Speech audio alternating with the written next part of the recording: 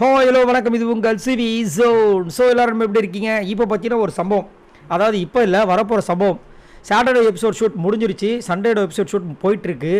அந்த சாட்டர்டே பார்த்தீங்கன்னா பங்கமாக வந்து ஒருத்தரையும் கிளின்னு கிழிச்சிருக்காங்க. குறிப்பாக பார்த்தீங்கன்னா என்னங்க அன்புக்கு அங்கே யாருமே வந்து கலாய்க்க மாட்டாங்க. விஜய் சேதுபதி கேட்கவே மாட்டாங்க. அவங்க ஆட்டம் எவ்வளோ அட்டகாசமாக இருக்குது தெரியுமா அப்படின்னு சொன்னவங்களுக்குலாம் இன்றைக்கி ஒரு ஸ்பெஷல் ட்ரீட் இருக்குது.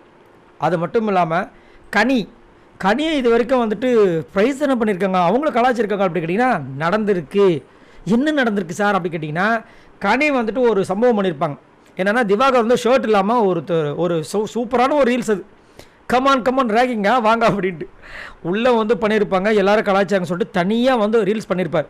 அந்த நேரம் பார்த்து வந்துட்டு கனியக்கா வந்து கலாச்சிருப்பாங்க.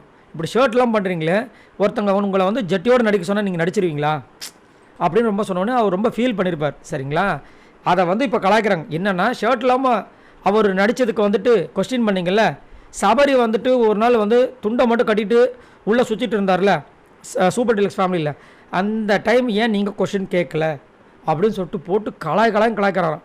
அதே மாதிரி எஃப்ஜியும் வந்துட்டு ஷர்ட் இல்லாமல் ஒரு இடத்துல சுற்றிருப்பார், அவரை ஏன் கேட்கலன்னு சொல்லிட்டு போட்டு புழக்கிறாராம். அதே மாதிரி நேற்றும் பார்த்தீங்கன்னா ட்ரெஸ் எல்லாம் வந்துருச்சு, ஆனால் பிரவீன் பார்த்தீங்கன்னா வெறும் அந்த முண்டாமணின்னு சொல்லுவாங்களே, அந்த உள்ளே போடுமே கட் பண்ணின்னு அதை மட்டும் போட்டு சுற்றிட்டு இருந்தார்.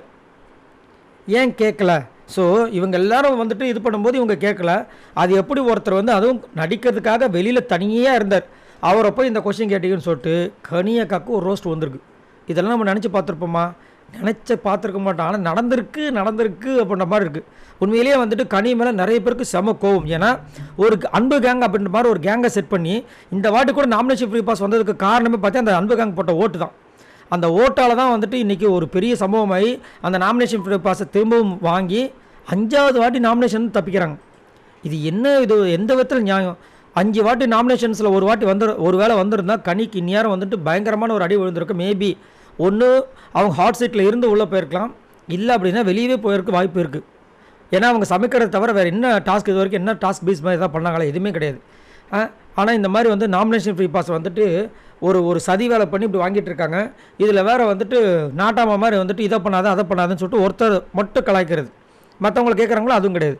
அதனால தான் கனியை வந்துட்டு இவர் வேறு கலாய்ச்சி விட்டார் திவாகர். நீங்கள் கூட தான் வந்து எஃப்ஜியை கட்டி பிடிக்கிறீங்க, நான் எதாவது சொன்னேன்னா அப்படின்னு. இதை வேற வந்துட்டு ஏற்கனவே திவாகரை போட்டு பொழக்கிறாரு. இதை வேறு கேட்டால் முடிஞ்சிச்சு நம்ம திவாகர், அவ்வளோதான். என்னத்தை சொல்கிறது? சரி, நீங்கள் உங்களோட கருத்து சொல்லுங்கள். இன்றைக்கி கனிக்கு சரியான ஒரு அடி விழுந்திருக்கு, இதை பற்றி என்ன நினைக்கிறீங்க? மறக்காமல் கமெண்ட்ஸ் பண்ணுங்கள் போய் நண்பர்களே. ஒருவேளை இதுக்கப்புறம் அவங்களோட கேம் சேஞ்ச் ஆகுமா? மறக்காமல் கமெண்ட்ஸ் பண்ணுங்கள்.